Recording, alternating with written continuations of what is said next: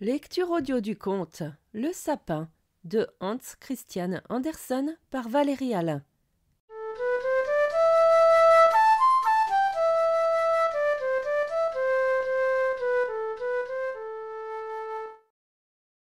Dans les bois était un joli sapin. Il avait une bonne place, le soleil l'atteignait, l'air ne lui manquait pas, et autour de lui poussaient beaucoup de camarades plus grands, pins et sapins. Mais le petit sapin était très impatient de pousser. Il ne pensait pas au chaud soleil et au bon air. Il ne se souciait pas des enfants de paysans qui passaient en bavardant lorsqu'ils allaient cueillir des fraises ou des framboises. Parfois ils en avaient une cruche pleine, ou bien ils avaient des fraises en brochette sur une paille, et ils s'asseyaient auprès du petit arbre et disaient « Non, comme il est gentil, ce petit !» L'arbre ne voulait pas du tout écouter cela. L'année suivante, il s'allongea d'un grand entre-nœud, et l'année suivante d'un autre encore beaucoup plus grand. Car on peut toujours voir sur un sapin, par le nombre de ses nœuds, pendant combien d'années il a poussé. « Oh, si j'étais un grand arbre comme les autres, soupirait le petit sapin, je pourrais étendre mes branches tout autour, et de ma cime contempler le vaste monde. Les oiseaux bâtiraient leur nid dans mes branches, et quand il ferait du vent, je saluerais de la tête aussi poliment que les autres. » Le soleil, les oiseaux et les nuages roses qui planaient au-dessus de lui matin et soir ne lui causaient aucun plaisir. Et l'hiver, quand la neige étalait partout sa blancheur étincelante, parfois un lièvre accourait bondissant et sautait par-dessus le petit arbre. Oh, que c'était vexant! Mais 2 hivers passèrent, et le 3e, le sapin fut assez grand pour que le lièvre fût obligé d'en faire le tour. Oh, pousser, pousser, devenir grand et vieux, c'était le seul agrément en ce monde, se disait l'arbre. En automne venaient chaque année les bûcherons, qui abattaient toujours quelques-uns des plus grands arbres, et le jeune sapin qui avait pris de la taille en était tout tremblant, car les grands arbres magnifiques tombaient à terre avec fracas et craquements. On leur coupait leurs branches, ils avaient l'air tout nus, longues et minces. On avait peine à les reconnaître, puis ils étaient chargés sur des voitures, et des chevaux les emportaient hors de la forêt. Où allaient-ils? Quel sort les attendait? Au printemps, à l'arrivée de l'hirondelle et de la cigogne, l'arbre leur demanda « Ne savez-vous pas où ils sont conduits? Vous ne les avez pas rencontrés ?» Les hirondelles ne savaient rien, mais la cigogne eut l'air de réfléchir, hocha la tête et dit « Oui, je crois. J'ai rencontré beaucoup de vaisseaux neufs lorsque je me suis envolée d'Égypte. Il y avait sur les vaisseaux des mâts superbes. Je peux bien dire que c'était eux. Ils sentaient le sapin. Je te salue de leur part. Oh, ils portent la tête haute. Oh, que ne suis-je assez grand pour voler au-dessus de la mer? Comment est-ce au juste, cette mer? Et à quoi ça ressemble-t-il? C'est compliqué à expliquer, dit la cigogne, et elle partit. Réjouis-toi de ta jeunesse, dirent les rayons du soleil. Réjouis-toi de ta verte croissance, de la jeune vie qui est en toi. Et le vent baisa l'arbre, et la rosée versa sur lui des larmes, mais le sapin ne comprit pas cela. Lorsque vint l'époque de Noël, de tout jeunes arbres furent abattus. Des arbres qui, parfois, n'étaient même pas aussi grands ni aussi âgés que ce sapin qui était toujours si impatient de partir.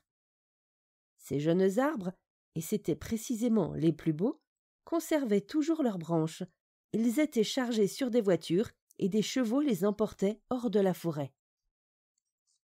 « Où vont-ils » demanda le sapin. « Ils ne sont pas plus grands que moi, l'un d'eux était même beaucoup plus petit. Pourquoi conservaient-ils toutes leurs branches? Où la voiture les mène-t-elle » ? « Nous le savons, gazouillèrent les moineaux. Nous avons jeté un coup d'œil, en ville, par les carreaux. Nous savons où la voiture les mène. Oh, ils arrivent dans la plus grande splendeur que l'on puisse imaginer.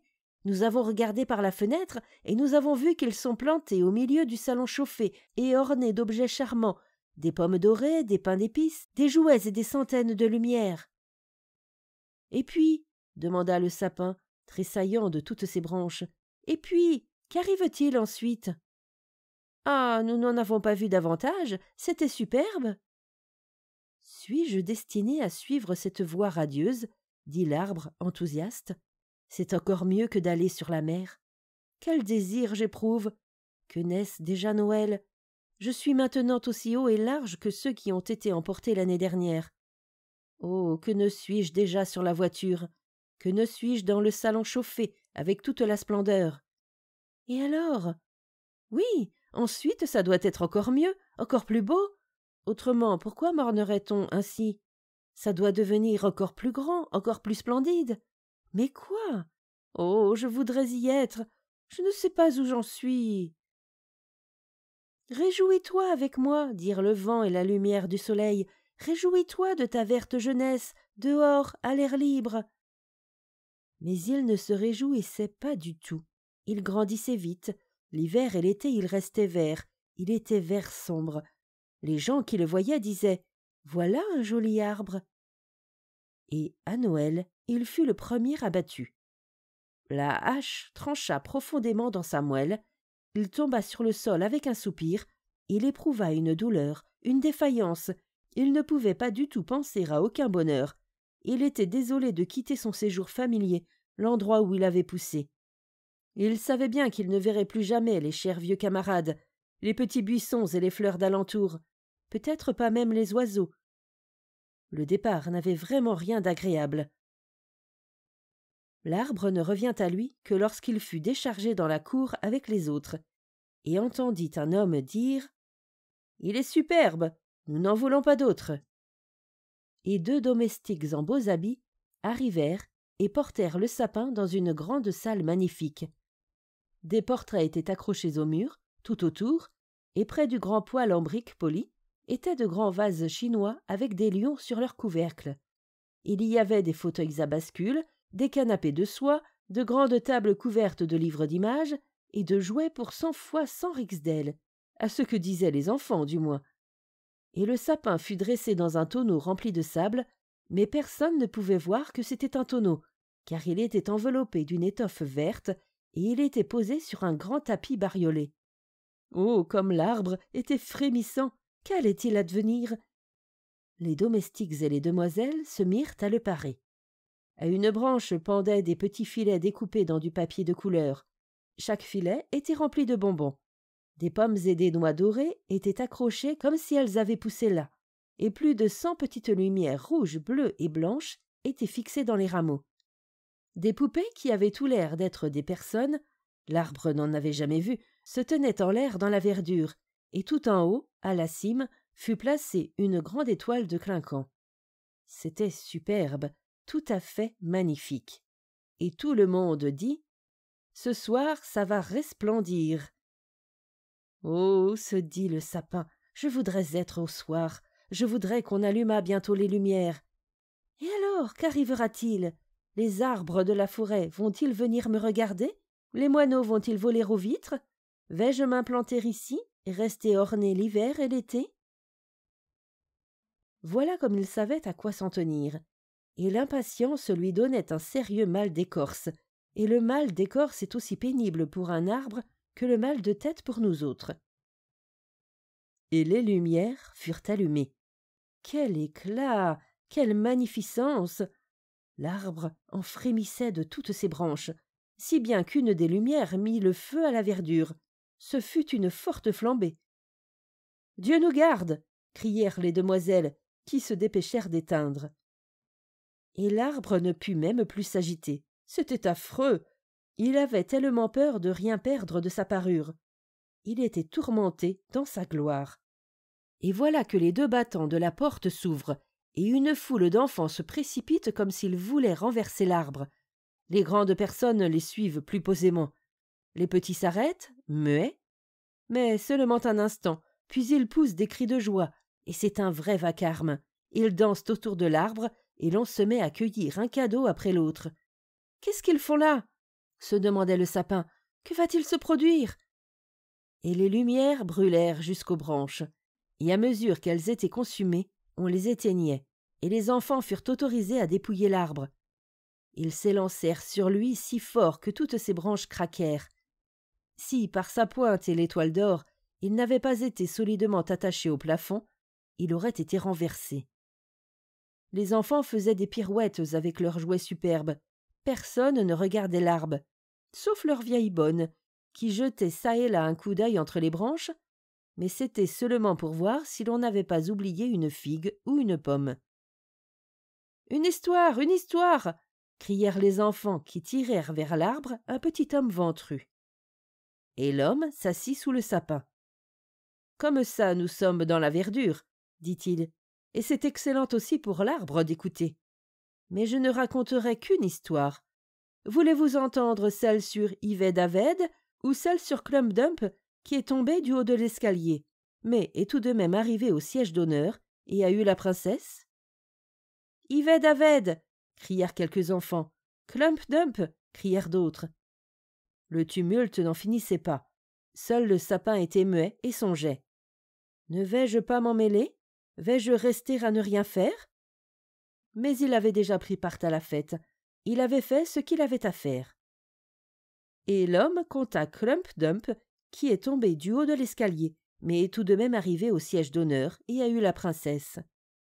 Et les enfants battirent des mains et crièrent « Comptez, comptez !»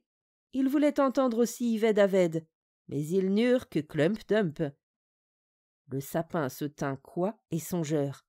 Les oiseaux dans la forêt n'avaient jamais raconté rien de pareil. Clump-Dump est tombé du haut de l'escalier et a tout de même eu la princesse. « Oui, ainsi va le monde, » se dit le sapin, qui croyait l'histoire vraie, parce que c'était un homme si élégant qui la racontait.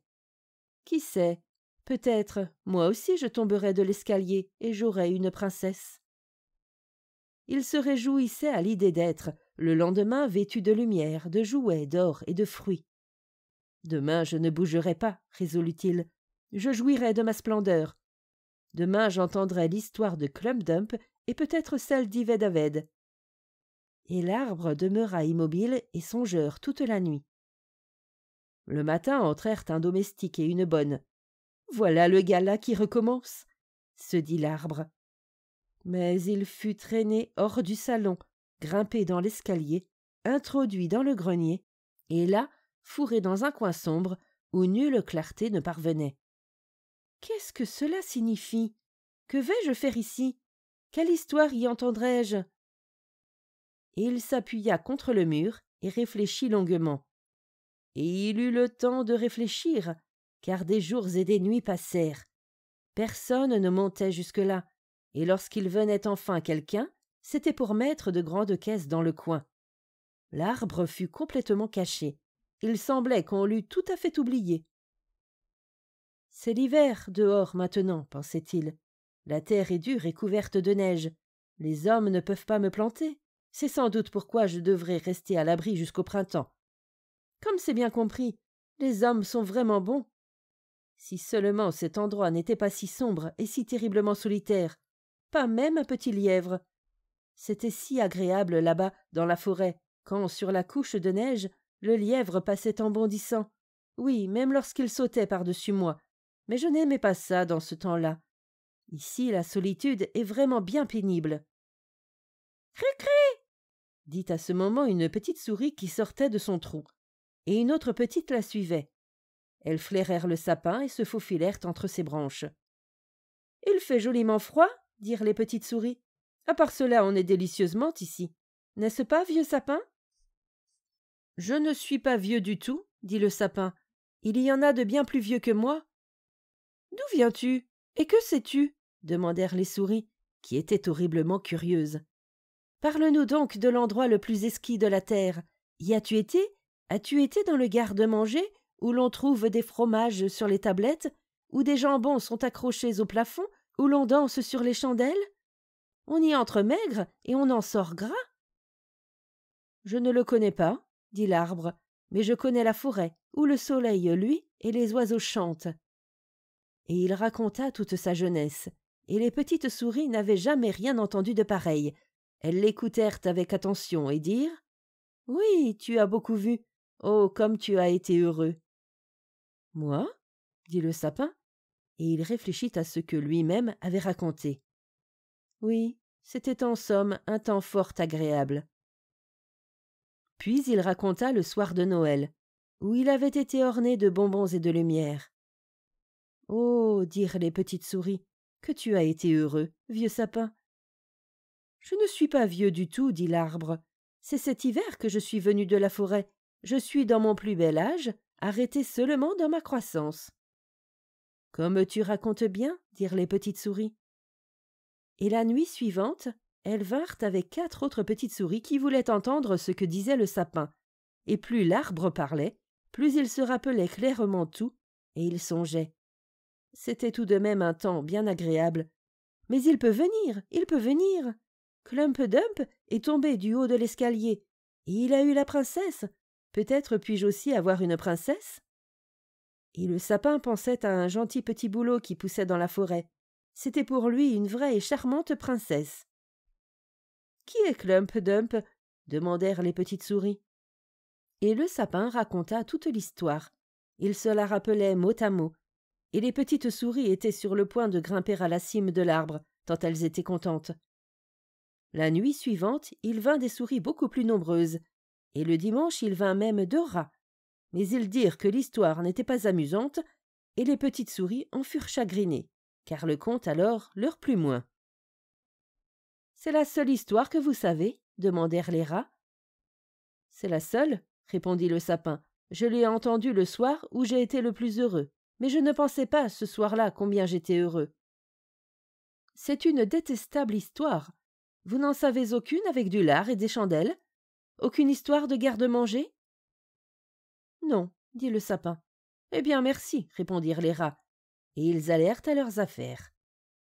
Les petites souris finirent aussi par s'en aller, et l'arbre soupira. C'était un plaisir d'avoir autour de moi ces petites souris agiles qui écoutaient mes récits. Maintenant, c'est fini, ça aussi. Mais je ne manquerai pas de m'amuser quand on va me reprendre. Mais quand cela serait-il? Cela eut lieu un matin. Des gens arrivèrent qui firent un remue-ménage dans le grenier. Les caisses furent déplacées, l'arbre fut tiré, on le jeta, il est vrai un peu durement sur le plancher, mais un homme le traîna aussitôt vers l'escalier où le jour luisait. « Voilà que la vie recommence !» se dit l'arbre. Il sentait le bon air, les premiers rayons du soleil. Et le voilà dehors, dans la cour. Tout cela fut très rapide. L'arbre oublia complètement de se regarder. Il avait tant à voir autour de lui. La cour était contiguë à un jardin, où tout était en fleurs. Les roses surmontaient la petite barrière et embaumaient, les tilleuls étaient en fleurs et les hirondelles voletaient chantant. « Gvire, vire vite! Mon mari est arrivé !» Mais ce n'était pas au sapin qu'elle pensait. « Maintenant je vais vivre !» se dit-il avec ravissement, et il déploya largement ses branches. Hélas, elles étaient fanées et jaunies. Il était couché dans un coin plein de mauvaises herbes et d'orties. Les toiles en papier doré étaient toujours à sa cime et brillaient sous le soleil éclatant. Dans la cour jouaient quelques-uns des gais enfants qui avaient dansé autour de l'arbre à Noël et s'étaient montrés si heureux. L'un des plus petits accourut et arracha l'étoile d'or. « Regardez ce qui reste encore sur ce vilain arbre de Noël !» dit-il, et il piétina les branches qui craquèrent sous ses souliers. Et l'arbre contempla la splendeur des fleurs et la verdeur du jardin. Il se regarda lui-même, et il regretta son coin sombre du grenier. Il pensa au temps vert de sa jeunesse dans la forêt, à la joyeuse soirée de Noël, et aux petites souris, si contentes d'entendre l'histoire de Clump Dump. « C'est fini, fini, » songeait le pauvre arbre. « Si du moins j'avais été heureux quand je le pouvais. Fini, fini. » Et le domestique vint et coupa l'arbre en petits morceaux. Cela fit un gros tas qui flamba superbement sous la chaudière. Et il en sortait de profonds soupirs, des soupirs qui éclataient. Aussi les enfants qui jouèrent arrivèrent, s'assirent devant le feu et crièrent « Pif, paf !» Mais à chaque éclat, qui était un profond soupir, l'arbre pensait à un jour d'été dans la forêt, ou à une nuit d'hiver sous le scintillement des étoiles. Il pensait au soir de Noël et à Clump Dump, le seul conte qu'il eût entendu et qu'il sût dire. Et il finit par être consumé. Les enfants jouèrent dans la cour, et le plus petit portait sur sa poitrine l'étoile d'or qui avait orné l'arbre en son plus heureux soir. Fini, cette soirée, fini l'arbre, et l'histoire est finie aussi.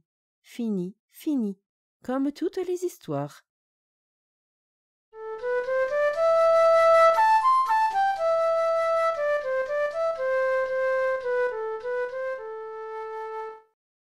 Fin de la lecture du conte Le sapin. Merci de votre écoute. Je vous rends vos oreilles. Cœur avec les doigts.